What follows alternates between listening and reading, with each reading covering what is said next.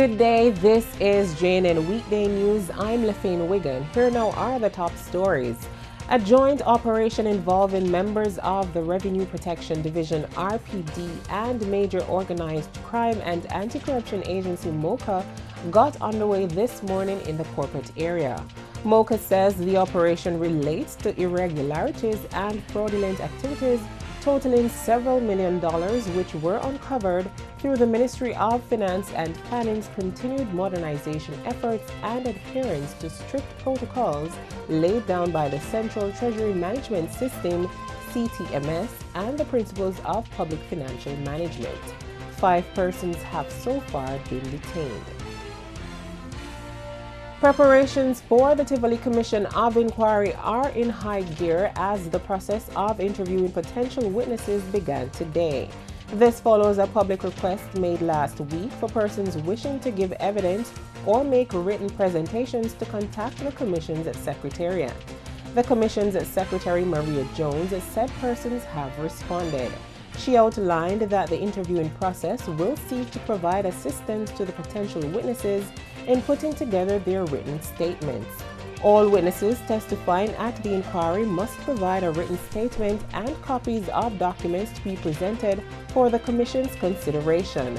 The inquiry will begin on December 1.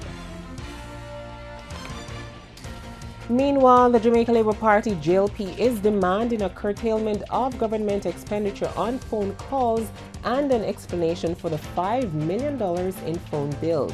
Seems to me that clearly requires some investigation, and it is my intention, I heard about it this evening, it's my intention to speak with the permanent secretary and the other first officials and the minister himself. He is not in Jamaica at this time, but as soon as he returns, I intend to confront him with this. The call follows yesterday's revelation that the Simpson-Miller administration is forking out millions of dollars to pay the cellular phone bills of ministers and state ministers. Reports emerged last night that the government spent more than $5 million on cellular phone charges in 11 ministries between July 2013 and June this year for cabinet ministers and their juniors.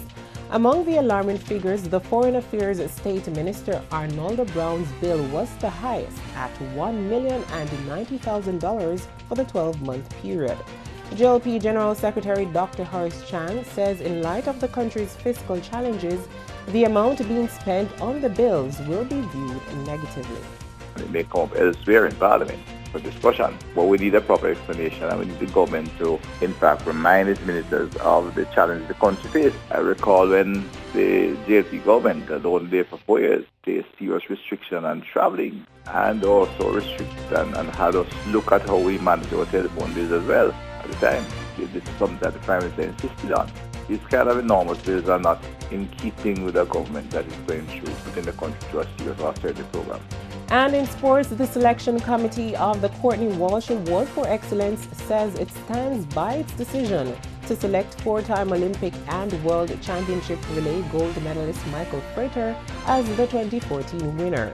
This despite the public outcry after the sprinter missed the award, claiming health issues, but was photographed at a party on the same night. A press release issued by the Chase Fund Board, which coordinates the Courtney Walsh Award, acknowledged Frater's apology by letter to the chairman Brian George and notes it will work to provide opportunities for the sprinter to reaffirm his commitment to and support of the principles of the award. These principles include outstanding achievements in excellence in sport and practical demonstration of a high level of integrity, national pride, dedication, decorum, humility, and discipline.